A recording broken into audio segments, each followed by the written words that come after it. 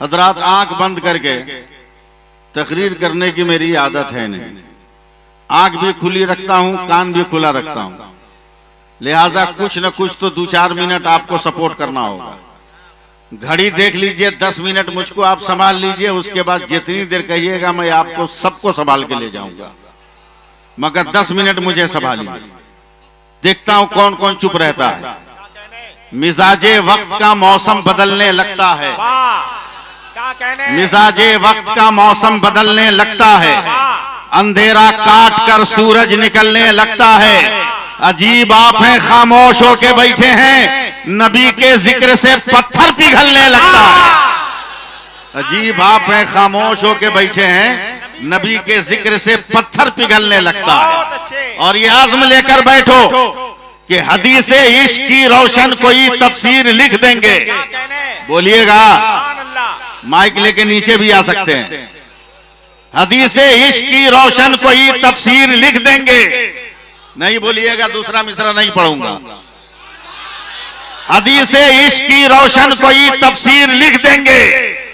जबीने कुफ्र पर हम नारे तकबीर लिख देंगे। और हमारे जिस्म में हरदम हुसैनी खून रक्सा है। जहां पे करबला देखेंगे हम शब्बीर लिख देंगे। जहां पे करबला देखेंगे हम शब्बीर लिख देंगे। बोलिए ना।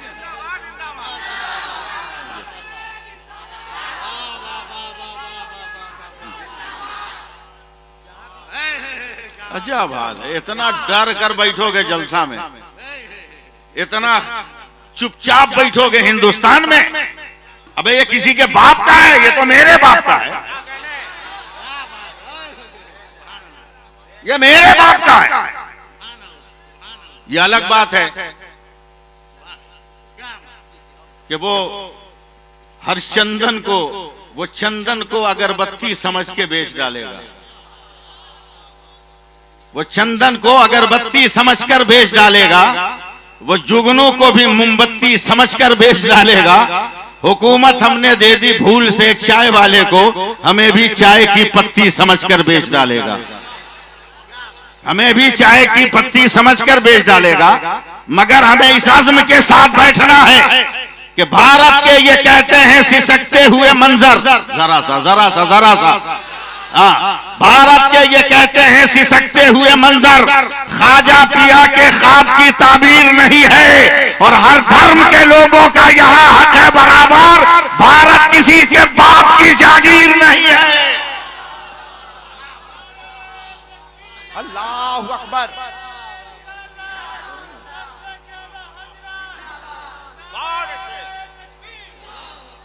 बस थोड़ा सा हौसला दें।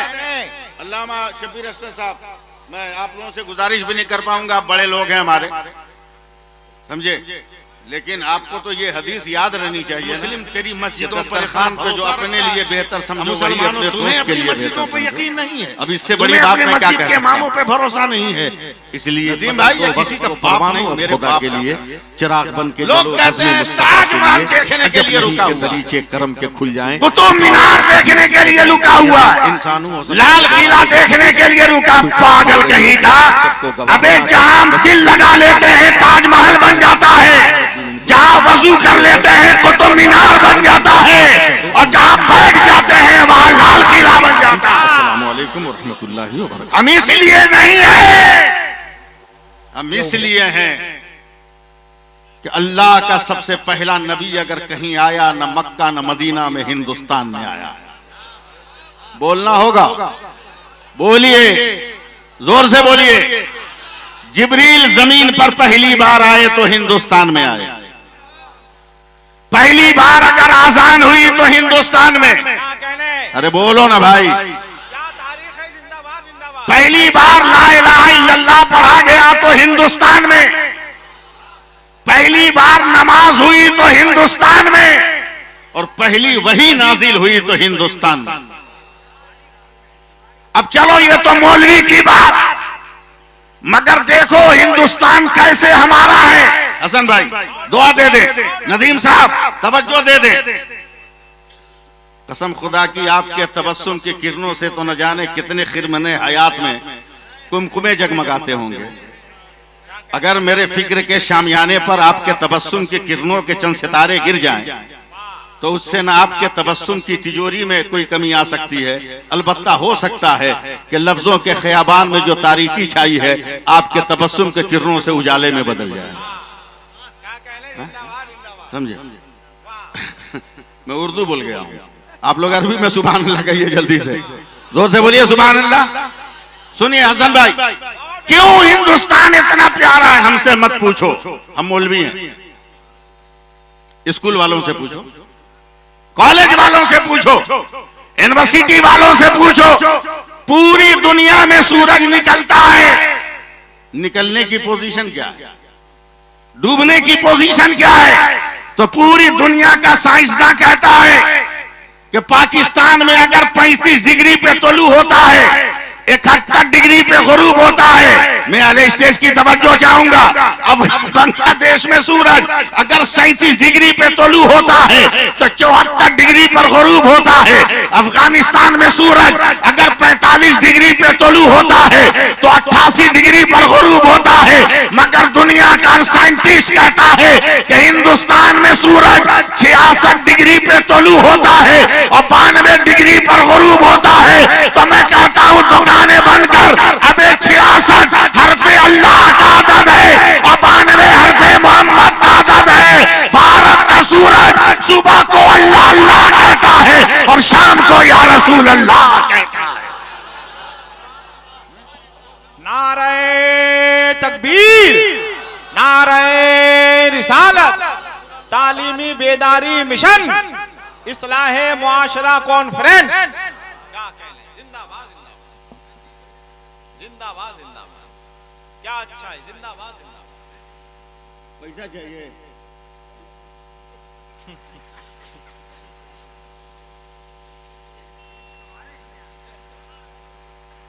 बोलिए सुभान अल्लाह, बोलिए। हाँ बोलिए। मैं जानता हूं कि आप लोग मांगने वाले ज्यादा हैं, देने वाले कम। आप जैसा भिखमंगा तो खोजने से नहीं मिलेगा। फूल पहन के गले में, हाथ पैर में मेहंदी लगा के खैरात मांगता है। यह अलग बात है कि मुंह छुपा के मांगता है। मुंह छुपा के, सेहरे में मुंह छुपा के मांगता है, मगर मांगता है। मांगो जितना मांगना है मांग, फूटी कौड़ी के नहीं रहोगे। एक औरत ने शौहर को कहा चाय बनाओ। शौहर ने कहा मैं तुमको तलाक दूंगा, वकील के पास जा रहा हूं। कहा जाओ। 1 घंटे के बाद आकर शौहर उसका बर्तन धोने लगा। बोला क्या हुआ, तलाक नहीं दिएगा? बोला वकील साहब पूरा हड़िया साफ कर रहे थे। मांगो और खैरात। इस्लाह मुआशरा कॉन्फ्रेंस है, जहर में डूबे हुए जुमले सुनो। शायद ये जहर में डूबे हुए हो, मगर हो सकता है कि राह जिंदगी में बहुत बड़ा दस्तावेज बन जाए मेरा जुमला। क्या समझे हो इन बेटियों को? एक लफ्ज में बेटा पैदा होता है तो अल्लाह फरमाता है चल जा, अपने माँ बाप का सहारा बन जा। क्या कहने, सुनिए हजरात, सुन रहे हैं ना? क्या कहने? बेटा पैदा होता है तो अल्लाह फरमाता है जा, अपने माँ बाप का सहारा बन जा। और जब बेटी पैदा होती है तो खुदा फरमाता चल, तेरी वजह से तेरे माँ बाप का मैं सहारा बन गया, मैं सहारा बन गया। क्या कहने? जिंदाबाद जिंदाबाद। क्या कहने? ये सब तकरीर नहीं सुनिएगा। कैसी तकरीर सुनिएगा? उर्दू में तकरीर सुनिएगा तो पहले 4 मिसरा सुनिए, फिर उर्दू में तकरीर सुनाते हैं। 4 मिसरा सुनिए। बहुत अच्छे हजरत पढ़ता हूँ 4 मिसरा अजमत भाई। बहुत अच्छे। याद आए तब न पढ़े। मंसूब उनके नाम से मिल जाए अगर कहीं, क्या कहने? मंसूब उनके नाम से मिल जाए अगर कहीं, भारत में एक बाल का शैम्पू ही दिखा दो। मंसूब उनके नाम से मिल जाए अगर कहीं, भारत में एक बाल का शैम्पू ही दिखा दो। अहमद रजा के नाम से चलती हैं ट्रेनें, अशरफ अली के नाम का टेम्पू ही दिखा दो।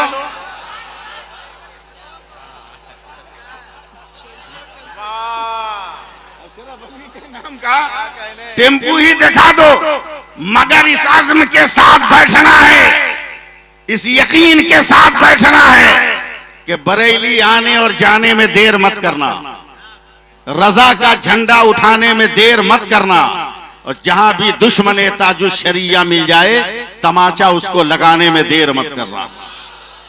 एकदम कुछ मत बोलिए, एकदम चुपचाप रहिए, मगर कब तक चुप रहिएगा?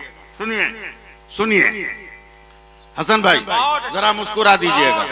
देखिए ये जो पहने ये भी टोपी है, ये जो पहने ये भी टोपी है, ये पहने ये भी टोपी है, मैं जो पहना हूं ये भी टोपी है, ये शब्बीर पहने ये भी टोपी है, वो चश्मा वाले चचा पहने वो भी टोपी है, मगर नाम सबका टोपी है, हकीकत सबकी टोपी है, मगर वो रामपुरी कैप, ये जो है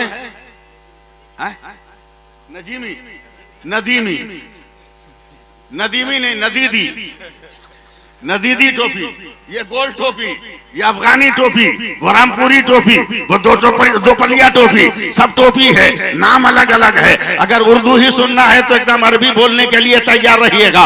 हसन भाई पानी पानी पानी पानी पानी पानी, यही पानी आसमान से जमीन पर गिरे बारिश कहते हैं, यही पानी जमीन से आसमान पर जाए भाफ कहते हैं, यही पानी आसमान से जम के गिरे ओला कहते हैं, यही पानी जमीन पे गिर के जम जाए बर्फ का टुकड़ा कहते हैं, यही पानी गिर कर इकट्ठा हो जाए तालाब और पोखर कहते हैं, यही पानी गिर के बह जाए नहर और दरिया कहते हैं। अगर गिलास से निकले गिलास का पानी, फ्रीज से निकले फ्रीज का पानी, बोतल से निकले बोतल का पानी, लोटा से निकले लोटा का पानी, घड़े से निकले घड़े का पानी, हुक्का से निकले हुक्का का पानी, यही पानी जिस्म से निकले पसीना होता है, यही पानी आंख से निकले आंसू होता है, यही पानी फल से टपके अर्क होता है, यही पानी फूल की पत्ती से टपके शबनम का कतरा होता है, और यही पानी इस्माइल के कदम से निकले तो आबे ज़मज़म होता है, और मुस्तफा की उंगली से निकले तो आबे रहमत होता है। नारे तकबीर, नारे रिसालत। अब अकीदत का एक जुमला बोल देने दीजिए, नाम अलग अलग है हकीकत एक है, उसी तरह मुझे अकीदे का जुमला बोलने दीजिए। इल्म जब अहमद रजा हुआ आला हजरत हो गया, इल्म जब हामिद रजा हुआ हुज्जतुल इस्लाम हो गया, इल्म जब मुस्तफा रजा हुआ मुफ्ती आजम हो गया, इल्म जब अब्दुल अजीज हुआ हाफिज मिल्लत हो गया, इल्म जब सैयद अहमद हुआ मुहद्दिस आजम हो गया, इल्म जब हबीबुर रहमान हुआ मुजाहिद मिल्लत हो गया, इल्म जब अली हुआ सरकारे सुरकारी हो गया, और इल्म जब अख्तर रजा बना जमाने में ताजुल शरिया बन गया। क्या कहने जिंदाबाद, वाह क्या कहने जिंदाबाद।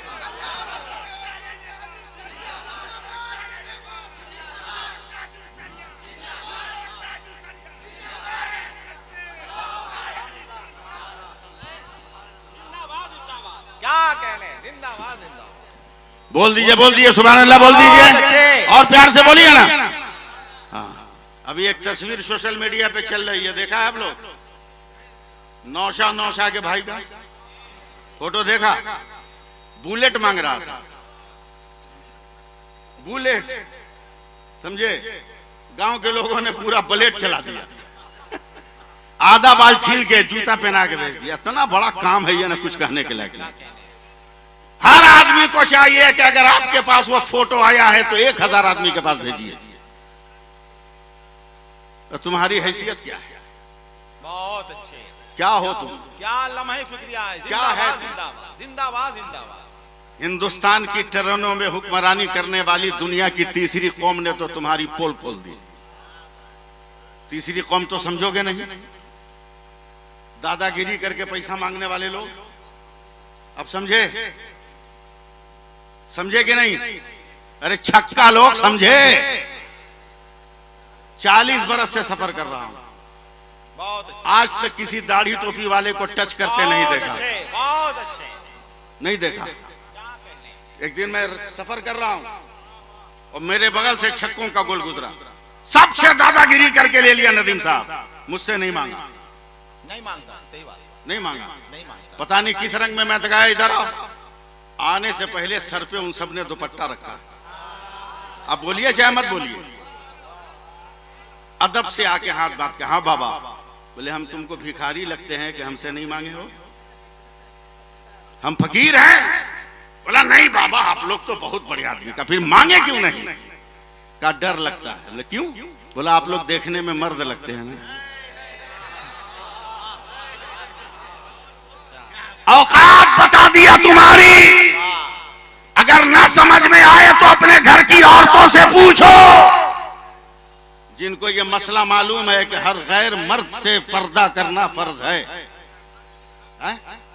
उन औरतों को मालूम है कि हर गैर मर्द से पर्दा करना फर्ज है। आप 1000 बाजार में रहते हो, एक कोठ पर्दे में नहीं रहती, नकाब उल्टा हुआ रहता है। लेकिन जैसे ही एक मस्जिद का इमाम गया, फट से एकदम पर्दा गिर गया। क्या बात है? तो मर्द आ रहा। क्या कहने, क्या काम हो रहा है भाई? जिंदाबाद जिंदाबाद जिंदाबाद जिंदाबाद। क्या तुम्हारी घर की औरतों ने तेरा पोल खोल दिया और अभी तक तुम पर्दा समझे नहीं, दुपट्टा समझे नहीं। धड़ से बोलना एकदम।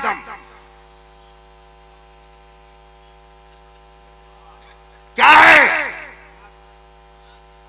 जोर से बोलो। मास्क है। कसम खुदा की, जिस दिन इसको समझ जाओगे ना, उस दिन तेरे घर में इनकलाब आ जाएगा। इनकलाब आ जाएगा। उलमा जरा दुआ दे दे।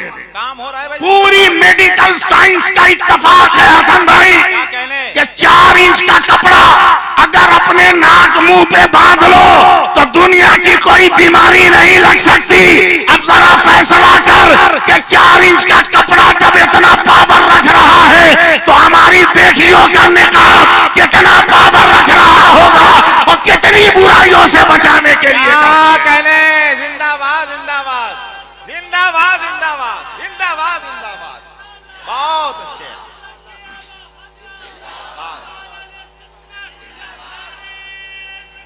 अल्लाह अकबर। सोच रहे हो गजा में मुसलमान शहीद हो रहा है? वाह वाह वाह। सोच रहे हो फलस्तीन उजड़ रहा है? ये हमारा कसूर है जो हमें ये सजा मिल रही है। तवज्जो है? अरे भैया कुछ तो बोलो। मैं बूढ़ा आदमी हूं, नहीं सपोर्ट दोगे नहीं चल पाऊंगा, समझे?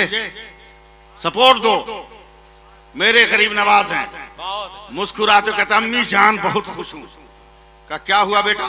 बोला आज 1000 काफिरों को मैंने कलमा पढ़ाकर मुसलमान बना दिया। बहुत अच्छे। बोल दीजिए बोल दीजिए। सुभान अल्लाह। मेरे गरीब नवाज की अम्मी जान मुस्कुराती है। का बेटा इसमें तुम काहे खुश हो? बोला क्या मतलब? बहुत अच्छा। क्या मतलब? कहा 1000 काफिरों को कलमा पढ़ा दिया तो तुम क्यों खुश हो रहे हो? ये तेरा कमाल थोड़ी है, ये कमाल मेरा है। अच्छा। फलस्तीन पे आंसू बहाने वालों, सैफुल्लाह अलीमी का जहर में डूबा हुआ जुमला सुना। फरमाती है ये तेरा कमाल नहीं मेरा। मेरे गरीब नवाज कांपने लगे। कहा मां, तबलीग मैंने किया, सफर मैंने किया, कुरान मैंने पढ़ाया, कलमा मैंने पढ़ाया, कुफ्र के अंधेरों से निकालकर इस्लाम के उजाले में मैंने उनके कदम को जमाया। कमाल आपका कैसे है? सुन लो मुसलमान। मेरे गरीब नवाज की मादर मेहरबान की आंखों में आंसू आ गए। फरमाती है बेटा जब तू बच्चा था ना, दूध पीने के लिए रोता था तो मैं तुमको दूध नहीं पिलाती, पहले वजू करती थी। मैं जानता हूं आप नहीं बोलिएगा। पहले मैं वजू करती थी, फिर तुमको अपने कलेजे से लगाकर दूध पिलाती थी। तू जितनी देर दूध पीता था मैं अपने नबी पे दरूदे पाक पढ़ती थी, और जब तू दूध पी के मुंह हटा लेता तब मैं दुआ के लिए हाथ उठाती है। मेरे अल्लाह, मेरे मोइनुद्दीन ने जितने कतरे मेरे दूध के पिए हैं, हर कतरे के बदले उसके दर्जात को बुलंद फरमा। अल्लाह अकबर। काश अगर आज हर में औरत का, हर माँ का मिजाज ये हो जाए। बताओ मिनटों में इनकलाब पैदा हो सकता है कि नहीं? लेकिन हमारा हाल तो ये, उसका दुश्मन वो, उसका दुश्मन वो, उसका दुश्मन वो, अंसारी है, वो पठान है, वो शेख है, वो दुनिया है, वो कुजड़ा है, वो कबाड़ी है। खानों में बटे हुए हैं हम। याद रखो, जंगल का एक शेर बूढ़ा हो गया तो तमाम नौजवान शेरों ने उसका बाइकाट कर दिया। मेहनत करूंगा मैं, खाएगा बूढ़ा, कमाऊंगा मैं, जुगाड़ लगाऊंगा मैं, खाएगा बूढ़ा, बूढ़े का बाइकाट कर दिया। बूढ़ा कब तक रहता उपास भूखे? 2-4 दिन के बाद निकल गए अकेले जंगल से बाहर। गांव के कुत्तों ने देखा का यही है जो मेरे बाप दादा को खाया है। सारे कुत्तों ने उस बूढ़े शेर को घेर लिया। अब डर है कि कहीं ये कुत्ते मिलकर उस बूढ़े को मार ना दे। अचानक जंगल से जवान शेरों का झुंड बाहर निकला। देखा मेरे बूढ़े को कुत्ते घेरे हैं। जवान शेरों ने हमला किया, कुत्तों को मार काट के भगा दिया। तो बूढ़े शेर ने रोते हुए कहा, बेटो तुमने तो मेरा बाइकाट कर रखा था, फिर मेरी जान क्यों बचाई? तो नौजवान शेरों ने कहा, चचा आपस में जितना झगड़ा होगा लड़ लेंगे, मगर जब कौम के वकार का मसला हो जाए तो झगड़ा नहीं देखा जाएगा, कौम का वकार। किस दिन हमें होश आएगा? अल्लाह फरमाता है मेरे रसूल जो दें उसे ले लो, मेरे रसूल जिसे मना करे उसे छोड़ दो। किस दुनिया में हमें, क्या हम तकरीर नहीं कर सकते हैं? लहरदार जोरदार तकरीर नहीं कर सकते? दिल की आवाज है, क्या कहने, लेकिन मैं दिल की आवाज आप तक पहुंचा रहा हूं। बहुत अच्छे, मैं तकरीर कर सकता हूं जोरदार, बहुत अच्छे। अब से नारा लगवा सकता हूं, उलमा के चेहरों पर भी तबस्सुम का सैलाब मैं ला सकता हूं। इन खुश्क के धारों में भी मैं रवानी पैदा कर सकता हूं। अल्लाह ने ये हुनर दिया है। अगर देखना हो तो 2 मिनट देख लो। कायनात अर्ज़ी व सवाबी में परवरदिगार आलम ने न जाने कितने मखलूकात को पैदा किया, मगर उलमाए मुहक्किकीन कहते हैं कि कमो बेश 18,000 मखलूकात को रब्बे कायनात ने वजूद और जिंदगी अता फरमाया है। हर मखलूक की पैदाइश के बाद रब्बे कायनात अब हर वजूद को एक हुक्म भी देता रहा है। अब मैं कुछ बोलूंगा नहीं, बोलना आपका काम है और सहारा देना अहले स्टेज का काम है। परवरदिगार आलम ने आसमान को पैदा किया, का बुलंद होके बता तू कौन है? अल्लाह ने सूरज को पैदा किया, का चमक के बता तू कौन है? हसन भाई अल्लाह ने चांद को पैदा किया, का चांदनी बिखेर के बता तू कौन है? अल्लाह ने तारों को पैदा किया, का झिलमिला के बता तू कौन है? अल्लाह ने कहकशा को पैदा किया, पर तबे कदमे मुस्तफा की झलक दिखा के बता तू कौन है? अल्लाह ने हवा को पैदा किया, का लोगों को नरमी दे के बता तू कौन है? अल्लाह ने पानी को पैदा किया, का प्यासों की प्यास बुझा के बता तू कौन है? अल्लाह ने दरख्तों को पैदा किया, फल दे के बता तू कौन है? अल्लाह ने फूलों को पैदा किया, का खुशबू दे के बता तू कौन है? मैंने कहा ना कि बीच में टोकूंगा नहीं, आप सहारा दो या ना दो। अल्लाह तबारक व तआला ने पत्थरों को पैदा किया, का मेरे नबी का कलमा पढ़ के बता तू कौन है? अल्लाह ने जमीन को पैदा किया, अपने कोख से मखमली घास निकाल के बता तू कौन है? अब परवरदिगार आलम ने खला को पैदा किया, का अपना हजम दिखा के बता तू कौन है? फजा को पैदा किया, का अपनी झलक देखे बता कौन है? अब और आगे बढ़ो। अल्लाह ने हजरत आदम को नबूवत दिया, का तू बता तू कौन है? ए नूह मैंने नबी बना दिया, तू बता तू कौन है? ए शीश मैंने पैगंबर बना दिया, तू बता तू कौन है? ए नूह मैंने तुम्हें नबूवत दे दी, तू बता तू कौन है? ए दानियाल तू मैंने पैगंबरी दे दी, तू बता तू कौन है? ए यूशा मैंने नबूवत दिया, तू बता तू कौन है? ए सुलेमान तख्त दे दिया, तू बता तू कौन है? ए साले मैंने उठनी दे दी, तू बता तू कौन है? ए शुएब तुझे दानाई दे दी, तू बता तू कौन है? ए लूत तुम्हें हिकमत दे दी, तू बता तू कौन है? ए यूसुफ हुस्न तमकनत दे दिया, तू बता तू कौन है? ए याकूब गिरियोसारी दिया, तू बता तू कौन है? ए दाऊद रहन दिया, तू बता तू कौन है? ए इब्राहिम खुल्लत दिया, तू बता तू कौन है? ए इस्माइल इसार दिया, तू बता तू कौन है? ए जकरिया शहादत दिया, तू बता तू कौन है? ए यहिया शहादत दिया, तू बता तू कौन है? ए मूसा जलाल दिया, तू बता तू कौन है? ए ईसा जमाल दिया, तू बता तू कौन है? अल्लामा हसन साहब अब तक यही होता आया। आदम तू बता तू कौन? नूह तू बता तू कौन? शीश तू बता तू कौन? जकरिया तू बता तू कौन? साले तू बता तू कौन? शुएब तू बता तू कौन? यूसुफ तू बता तू कौन? याकूब तू बता तू कौन? दानियाल तू बता तू कौन? जकरिया तू बता तू कौन? यहिया तू बता तू कौन? यहिया तू बता तू कौन? इब्राहिम तू बता तू कौन? इस्माइल तू बता तू कौन? मूसा तू बता तू कौन? ईसा तू बता तू कौन? मगर 12 रबीउल अव्वल को जब मेरे मुस्तफा है, खुदा ने कहा मुस्तफा खामोश रहना, खुदा बताएगा मुस्तफा कौन है, और मुस्तफा बताएगा खुदा।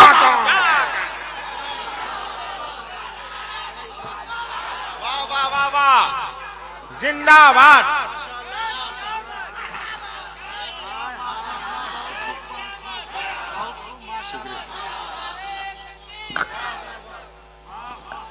जरा सा हाथ उठा के या रसूल अल्लाह कह दो ना।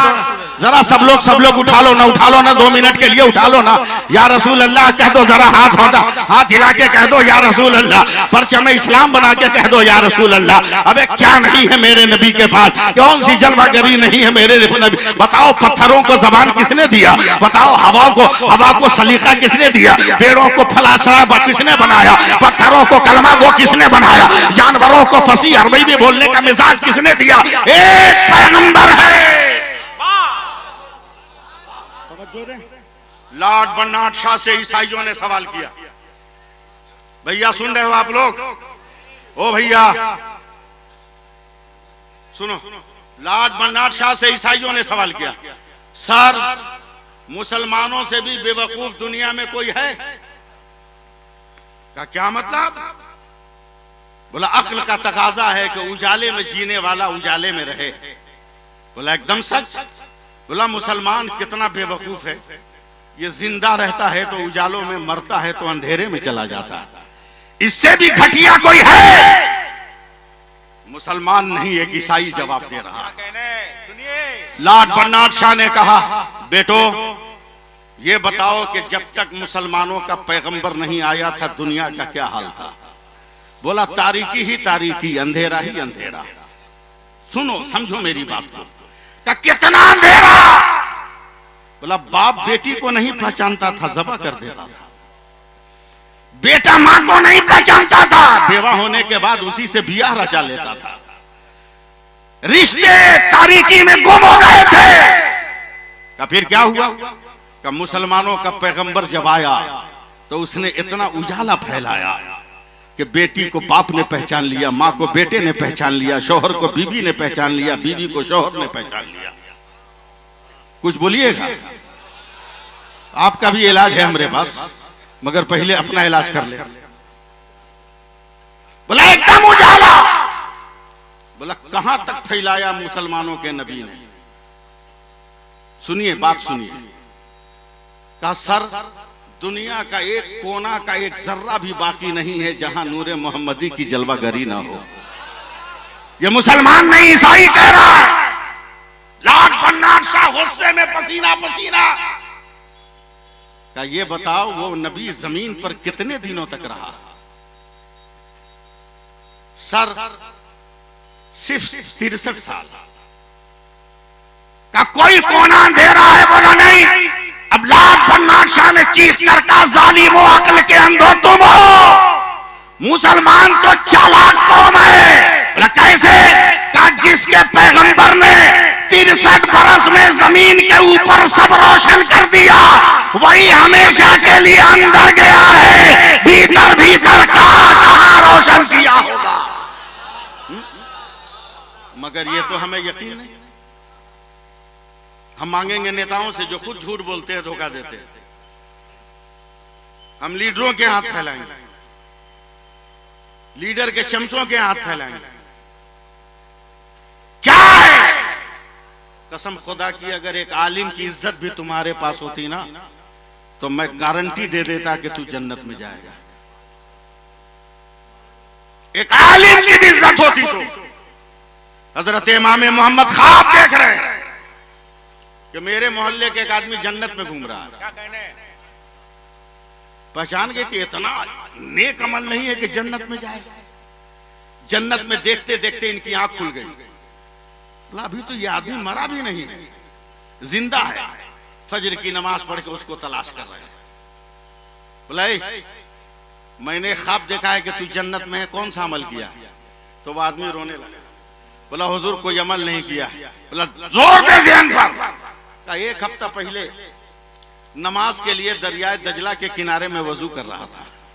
मेरे दाहिने से बाएं बाएं जा रहा था पानी। मैं वजू कर रहा था, मेरे बाएं जानिब एक आलिम दीन आके बैठ गए तो मैं डर गया।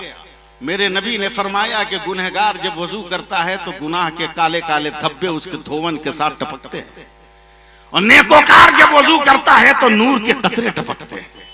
मैं डर गया कि मुझ गुनहगार का धोवन उस आलिम को लगेगा। मैं चुपके से उठा और उस आलिम के बाएं जाकर बैठ गया कि मेरा धोवन उसको न लगे, उसका धोवन मुझको लगे। यही तो नेकी की है। इमाम मोहम्मद पकड़ के उसे चूमने लगे। कहा बेटा नाम बता दे वो आलिम कौन है जिसकी तूने इज्जत की है। आलिम की इज्जत ने तुम्हें जन्नती बना दिया।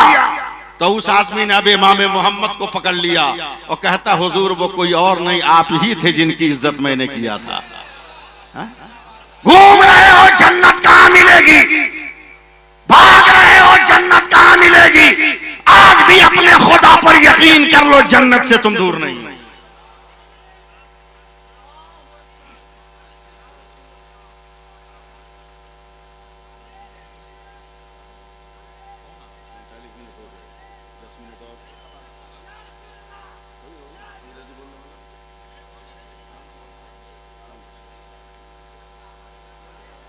बैठिए बैठिए, आएंगे आएंगे। पहले ही सैयद साहब को क्या खोजने लगता, वे पहले अंसारी लोग को खोजना। हाँ पहले अंसारी लोग को खोज। बद्र में हम नजर आए, वहूद में हम नजर आए, नबी हिजरत करके मदीना में आए तो अंसारी का घर है।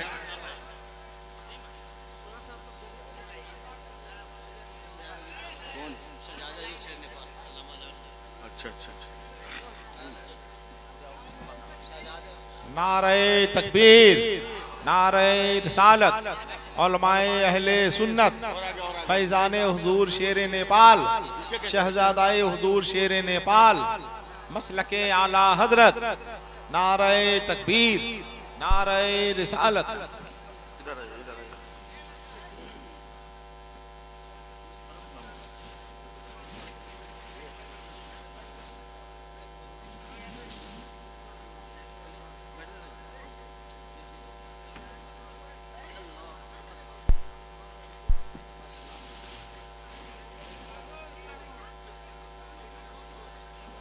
बैठ जाइए बैठ जाइए, मैं 5 से 7 मिनट में जा रहा हूं, आपसे रुखसत हो रहा हूं। हजरत आ गए, हजरत का चेहरा देखते रहिए। बैठ जाओ।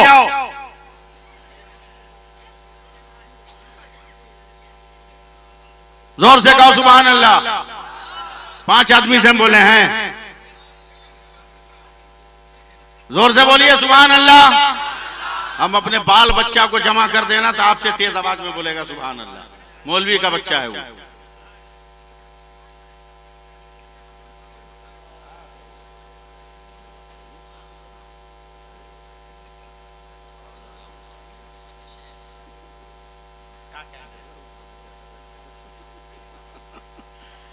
देखिए मेरा दाएं बाएं दोनों भर गया। अब वक्त को इस्तेमाल करना ये बेवकूफी की का संगे बुनियाद रखने के बराबर है। और मैं नहीं चाहता कि 10 बरस के बाद कोई कहे कि हिमाकत की संगे बुनियाद यही रखे थे। मैं नहीं चाहता, बस आखिरी पैगाम पहुंचा रहा हूं। आखिरी पैगाम सुभान अल्लाह कह के सुन लो। उसके बाद नदीम साहब हैं, अल्लामा गुलाम जिलानी अजहरी है, हजरत है, शहजादे शेर नेपाल है, इनको सुनिएगा आप। बस 6 मिनट लगे, मेरी बात सुन लो सिर्फ। आज भी अपने आप को जिंदा कर, अब भी वक्त है। बिरयानी खाओ, बिरयानी खाओ, कभी गौर किए हो? बिरयानी में बहुत सारा मटेरियल डालते हैं लोग, मगर उन मटेरियल में सबसे इंपॉर्टेंट मटेरियल का नाम है तेजपत्ता। सबसे बैठना, सबसे अहम मसाले का नाम है तेज पत्ता। हालांकि तेज पत्ता किसी किताब में नहीं मिलेगा, तेजपात मिलेगा। हम पत्ता आपको समझाने के लिए बोले, तेज पत्ता सबसे अहम मसाला। बावर्ची न देखे नहीं बनेगी बिरयानी। लेकिन उस तेज पत्ता की हैसियत क्या है, अगर मेरी बात समझ सको आप तब क्या हैसियत है। बावर्ची डाल के बिरयानी बना लिया, और जब बिरयानी चलने लगी दस्तरखान पर तो लोगों ने तेजपत्ता चाट के साइड कर दिया, साइड कर दिया। भारत के नेताओं ने भी तुम्हें तेजपत्ता समझा है।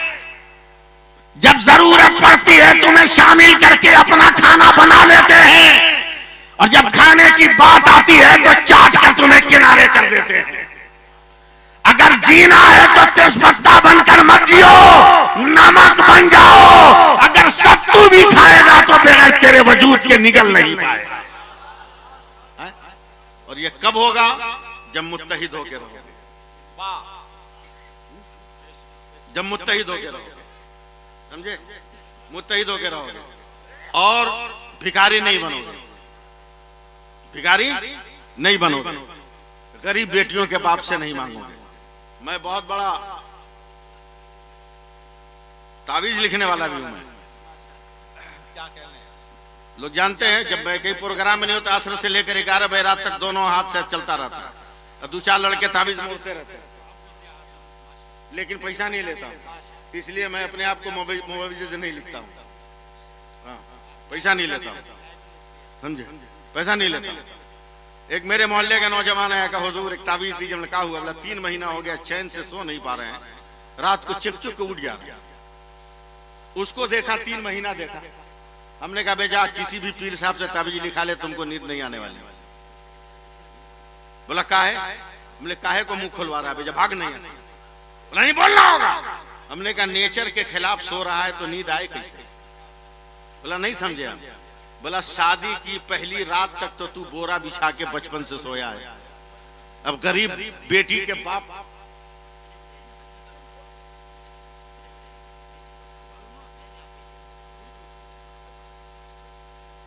हाँ, डबल बेड है। और आगे की। अरे नहीं, आगे बढ़ाइए हाजी साहब।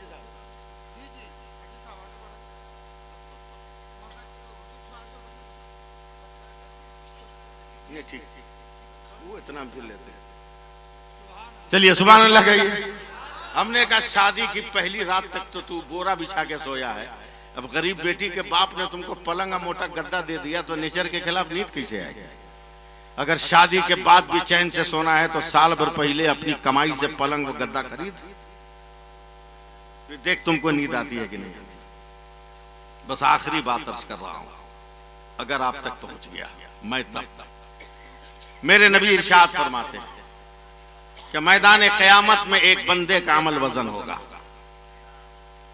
सुनते भी रहिए, देखते भी रहिए। बड़े खूबसूरत लोग बैठे हैं, लेकिन इन खूबसूरत लोगों में मैं ही नजर आ रहा हूं, समझे?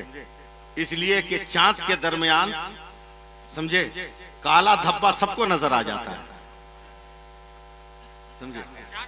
इसलिए इल्म के इन चांदों के बीच में मैं जो काला धब्बा हूं, मैं सबको नजर आ जाऊंगा। वैसे इस वक्त भी मैं बहुत खूबसूरत हूं, बहुत क्या सबसे ज्यादा खूबसूरत हूं, इसमें कोई शक है ये नहीं है। इसलिए कि मेरा अपना अकीदा है अल्लामा ज़हरी साहब कि 5 वक्त की अजान देकर जब बिलाल खूबसूरत लग सकते हैं तो नबी का जिक्र करके मैं क्यों नहीं खूबसूरत लगूंगा? अगर कहिए तो मैं आखिरी पैगाम पहुंचाऊं, वरना चला जाऊं इन्ना लिल्लाह पढ़ के। आखिरी पैगाम पहुंचा दूं ना 5 मिनट में।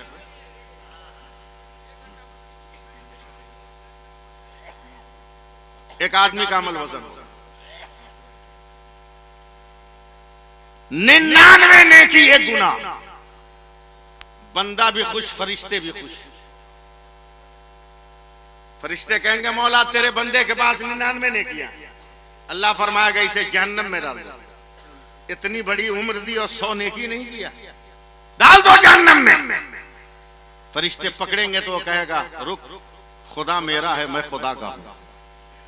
मेरा खुदा अरहमुर राहिमीन है। सुभान अल्लाह। देखने में लगे रहिए। ऐ मौला मैं बंदा हूं, खताकार हूं, तू अल्लाह है, अता करने वाला है, तू फजल फरमा दे। का फरिश्तों मेरा बंदा मुझसे रहम की खैरात मांग रहा है, इसे ले जाओ क़यामत के मैदान में छोड़ दो। कहो मेरे सारे बंदे मैदान क़यामत में है, किसी एक से एक नेकी लेकर 100 कर ले, मैं जन्नत दे दूंगा। अब मैं कुछ बोलूंगा नहीं आपको।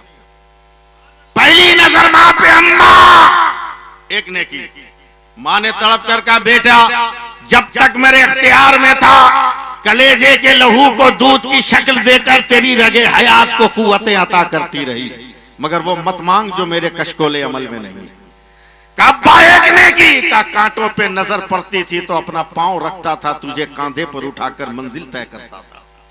मगर वो मत मांग जो मेरे नाम अमल में नहीं है। बीवी से कहा बेगम, बोला चल भाग, अपनी खटिया खुद खड़ी है, तेरी मदद कहां से करे। चल रहा है क़यामत के मैदान में, आधा दिन का लफ्ज़ हदीस में मैं उसकी तशरीह कर रहा हूं, जिम्मेदार उलमा बैठे, 25,000 बरस तक वो पैदल चलेगा, एक नेकी एक नेकी एक नेकी एक नेकी, लेकिन नेकी नहीं मिलेगी, गिर जाएगा। फरिश्ते कहेंगे उठ, या तो नेकी मांग या जहन्नम में चल। वो तड़प कर कहेगा फरिश्तों 25,000 बरस पैदल चलकर नेकी मांगा, किसी ने ना दिया, अब मांगने की ताकत नहीं, ले चल जहन्नम में डाल। फरिश्ते उठाकर जैसे जहन्नम के दरवाजे पर ले जाएंगे, मेरे आका सल्लल्लाहु अलैहि वसल्लम फरमाते हैं कि ये देख के चौंक जाता है कि उसके गांव का एक आदमी पहले से जहन्नम के गेट पर है। हैरान होकर कहता है भाई तू यहां कैसे? बोला तुम्हारा रिजल्ट देखकर मुझको अपना रिजल्ट समझ में आ गया। बोला क्या मतलब? क्या तेरे पास 99 नेकी है तो ये तेरा ये हाल है, मेरे पास तो 99 गुनाह है। हम एकदम ओरिजिनल जगह पे खड़े हैं, गेट खुलेगा चले जाएंगे, झंझट झमेला में कौन पढ़ने जाए। मगर तू क्यों आया? का 25,000 बरस तक मांगा मगर किसी ने एक नेकी नहीं दी। क्या करोगे? जाओ, इसीलिए तो मैं इधर आ गया। अब ये 99 नेकी वाला जब जहन्नम की तरफ बढ़ेगा तो 99 गुनाह वाला चौंक के खड़ा होगा, कहा रुक जा रुक जा रुक जा, ठहर जा, मैं तो कन्फर्म हूं कि जन्नत में नहीं जाऊंगा, मगर एक चांस बन गया, तू जन्नत में जा सकता है। बोला कैसे? कहा मेरे पास एक नेकी है ना, उसको तू ले ले, कम से कम गांव का तो एक आदमी जन्नत में चला जाएगा। मैं नहीं जानता आप किस दिन बोलिएगा, गांव का तो एक आदमी जन्नत में जाएगा। का देगा, का ले ले, एक नेकी मिलेगी, आएगा रब की बारगाह में, मौला तेरे हुक्म से एक नेकी का इंतजाम हो गया। अल्लाह फरमाएगा फरिश्तों मेरा कौन बंदा है जो क़यामत के मैदान में नेकी बांट रहा? फरिश्ते अर्ज करेंगे मौला तेरा एक बंदा जहन्नम के गेट पर उसने दिया है। कहा उसे भी पकड़ के लाओ। जहन्नम के गेट से वो भी लाया जाएगा। अल्लाह फरमाएगा तुमने दिया? कहा परवरदिगार मैंने दे दिया, रख के भी मेरा रास्ता क्लियर नहीं था। वाह, इसलिए मेरे दिल ने फैसला किया कि मैं जन्नत में जाऊं या ना जाऊं, मेरा एक भाई चला जाए। अभी मैं मत बोलिएगा आप लोग, पता नहीं किस धात के बने हुए आप लोग हैं। भाई तो चला जाएगा। जैसा ही रब की बारगाह में ये लफ्ज पहुंचेगा, अल्लाह फरमाएगा फरिश्तों मेरे हुक्म से दोनों को जन्नत में डाल दो। और फरिश्ते कहेंगे मौला ये फैसला मेरी समझ में नहीं आ रहा, वो मुकम्मल नेकोकार जन्नत समझ में आई, ये मुकम्मल गुनहगार इसको जन्नत कैसे? तो अल्लाह फरमाएगा खामोश रहो और सोचो कि जब बंदा होकर मेरे बंदा पे रहम कर रहा है तो क्या अल्लाह होकर मैं अपने बंदा पे रहम ना करूंगा? इसलिए किसी नेता, किसी मुखिया के पीछे मत घूमो, घूमना है तो उलमा के पीछे घूमो और मस्जिदों को आबाद करो। बहुत अच्छे, नमाज पढ़ो, बहुत अच्छे। बैंक में जाते हो कि नहीं? जल्दी बोलो 1 मिनट में। बगैर आईडी के ट्रेन में रिजर्वेशन में आईडी लेके जाते हो ना? प्लेन में चढ़ने के लिए हजरत आईडी मस्त है कि नहीं? बगैर आईडी के जाओगे? कितने बड़े हम लोग बकलोल हैं। बैंक में जाना हो तो आईडी पास में, ट्रेन में जाना हो तो आईडी पास में, प्लेन में जाना हो तो आईडी पास में। जन्नत में जाने की तमन्ना है, आईडी है ये नहीं। अबे नमाज जन्नत की आईडी है। अगर नमाज पढ़ोगे और उस पर अज़्मे सजदे शब्बीरी का स्टंप लग जाए तो वही नमाज तेरे लिए आईडी। इसलिए बात खत्म करते हुए अराकीन जलसा को मुबारकबाद देते हुए मैं आपको ये पैगाम देकर जा रहा हूं, खैरात मत मांगो गरीब बेटियों के बाप से। तारीख शुरू हो रही है, हो गई है। 3, 4, 5, 7 को आपके बिहारी में है, आपके बिहार में तहरीके बेदारी में अपना खाना, अपना किराया, अपना पैसा लगाकर आपको भीख मांगने से बचाना है, आपको खैरात होने से बचाना, मांगने से बचाना। कब अकल आएगी? सालियों ने जूता चुरा चुरा कर इतना तुमको चूना लगाया और अभी भी होश नहीं आ रहा है। मांगते हो बुलेट चाहिए, मांगते हो ये चाहिए। हजरत अगर 1 मिनट की इजाजत दे दें, हजरत 1 मिनट की, 1 मिनट की, बगैर सोना की अंगूठी पहने तो कबील तो कहने को तैयार नहीं है ये। अब बाप बगल में अगर बैठा है, अब बेटा कबील तो कहने वाला है, तो बाप ऐसे ही से हिलाता है, गला में चैन नहीं है, कहा कबील तो बोल रहा है। पहनोगे सोना? पहनाए हम, पहनाए। 1450 बरस पहले अल्लामा साहब आप बहुत बड़े रिसर्चर हैं, बहुत अच्छे। इस गुनहगार के जुमले भी आप कबूल करें। मेरे नबी ने 1400 साल पहले कहा कि मर्दों के लिए सोना का जेवर पहनना हराम है, औरतों के लिए मुतलकन जायज। 1400 बरस के बाद German, Japan, France, China, America के साइंसदानों के सामने यह हदीस आई और जर्मन के साइंसदान ने कहा ये मुसलमानों के पैगंबर का फरमान है, और आज तक कोई माई का लाल मुसलमानों के पैगंबर की किसी बात को गलत साबित नहीं कर सका। उसने मर्दों को सोना हराम करार दिया है। रिसर्च करो, सर्च करो क्या बात है। 2.5-3 बरस तक लेबोरेटरी में सोने के मटेरियल को चेक करते रहे, अपने एतबार से टेस्ट करते रहे। 2.5 साल के बाद सारे साइंसदान चीख उठे और पुकारे सलाम है आमना के लाल, बोलना बोलना बोलना भाई, सलाम है फातिमा के बाबा, सलाम है हसनैन के नाना। का क्या हुआ? बोला कितना बड़ा मुदब्बिर और साइंटिस्ट था मुसलमानों का पैगंबर। का क्या हुआ? कहा सोना का जेवर पहनने से, वो जेवर जब हिलता है तो उसकी रगड़ से जिस्म में ऐसे जरासीम पैदा होते हैं जो इंसान के लिए मौत के बाइस है। लेकिन पहनने वाले के बदन से अगर महीने में 2-3 दिन खून निकल जाए तो वो जरासीम अस खुद बाहर हो जाता है। अब जरा हम अपने नबी की शान तबलीग पर कुर्बान जाओ। मर्दों को हराम करार दिया, औरतों को जायज करार दिया। महीने में फितरतन उन्हें खून निकल जाता है, मर्दों को नहीं निकलता। कहीं मेरी उम्मत के मर्द को नुकसान न हो जाए, मेरे नबी ने बचाया। अब अंगूठी पहनने वालों, हार पहनाने वालों, कैलेंडर चेक करके बताना कि महीने में कितने दिन तुम्हें खून आ रहा है।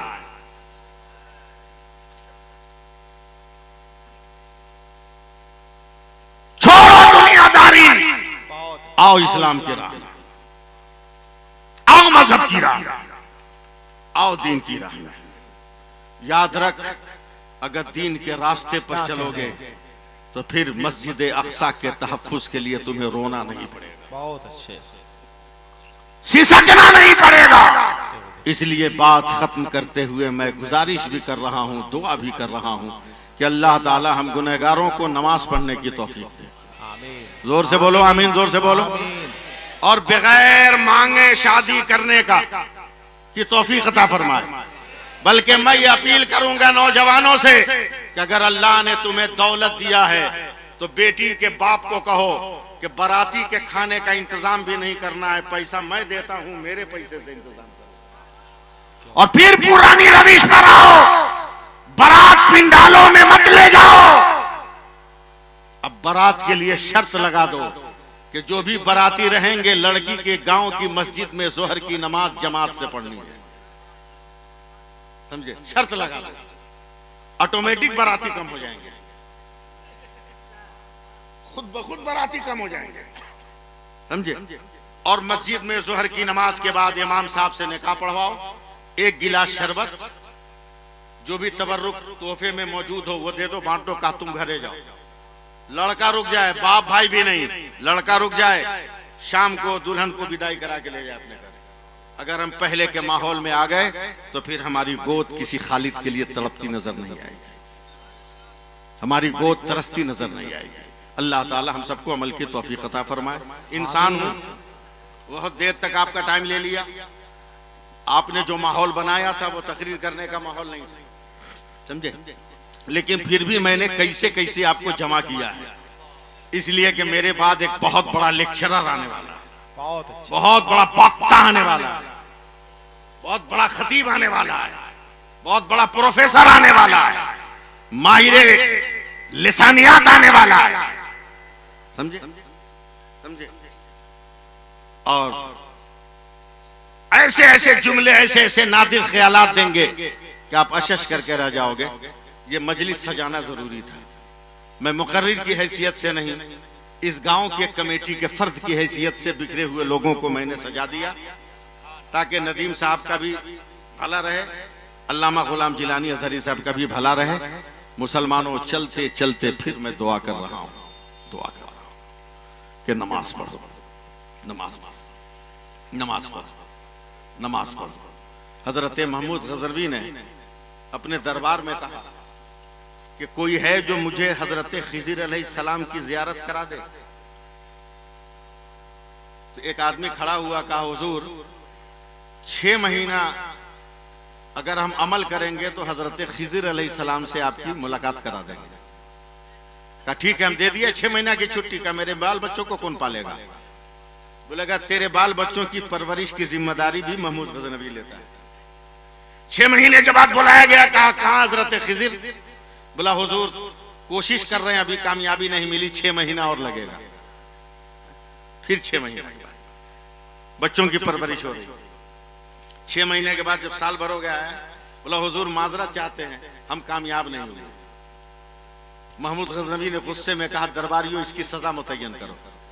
एक ने कहा इसे कुत्ते के सामने फेंक दो। दरबार में गोरा चिट्टा आदमी खड़ा हुआ और उसने कहा एकदम सही फैसला। और कोई है फैसला सुनाने वाला? एक दरबारी उठा, कहा इसको बूटी बूटी काट दो। फिर वही गोरा आदमी खड़ा हुआ, कहा एकदम सच फैसला है। और कोई है फैसला सुनाने वाला? तो तीसरा आदमी खड़ा हुआ, कहा हुजूर माफ कर दिया जाए, साल भर इसके बच्चों को आपने खिलाया, आपकी दौलत कम हो गई, आपकी सल्तनत में एक ईंट भी कम हो गई। बोला नहीं। फिर वही आदमी गोरा चिट्टा उठा, कहा एकदम सच फैसला है। तो हजरत महमूद गजनवी ने कहा, उसने कहा कुत्ते के सामने डाल, तो तूने कहा फैसला सच। उसने कहा बूटियां बना दे, तूने कहा सच। उसने कहा माफ कर दे, तो तूने कहा सच। आखिर इसमें है क्या? कहा हुजूर माफ कीजिएगा, जिन लोगों ने जो भी फैसला सुनाया है उसमें उनका खून शामिल है। बोला क्या मतलब? बोला पहले जिसने कहा कि कुत्तों के सामने डाल दीजिए, उसका बाप एक राजा के कुत्तों को खाना खिलाता, इसलिए फितरत में यह शामिल है कि जिसने कहा बूटियां बना दो, उसका बाप कसाई का काम करता है, गोश्त बनाता था। का तीसरे ने कहा माफ कर दो, या आपका गुलाम अयाज है जो इमाम हुसैन की औलाद है और नबी की औलाद का काम है माफ कर देना। इसलिए निस्बत से शय पहचानी जाती है। तुम भी नमाज पढ़ो। 2019 में जब लॉकडाउन नया नया था, भाई पिकअप पर था, 4 आदमी मस्जिद में अलाउ था। गुलाम जलानी साहब आप तो मेरे यहाँ गए हैं, सैकड़ों आदमी की लाइन लगी रहती है मगरिब बाद पानी फुकवाने को, दम करवाने को। एक मारवाड़ी औरत लॉकडाउन हाई पावर पिकअप में पानी की बोतल लेके खड़ी है और मैं कायदे में तशव्वुद में बैठा हूँ। जैसे ही सलाम फेरा, देखा मेरी मस्जिद का एक नमाजी जा रहा है उसको पानी फूकने, मास्क नहीं लगाया है, एकदम पिकअप पे कोरोना है, समझे, मास्क नहीं लगाया। जैसे बोतल की तरफ मुंह बढ़ाया, मैंने पीछे से कॉलर पकड़ के खींच लिया। फूकेगा, मास्क नहीं पहना, अगर कुछ हो गया तो पूरी मस्जिद बदनाम होगी। मारवाड़ी औरत ने बोतल हटाकर कहा बाबा खामोश रहिए, वो और किसी का घर है जिससे निकलने वाला बीमारी बांटता है,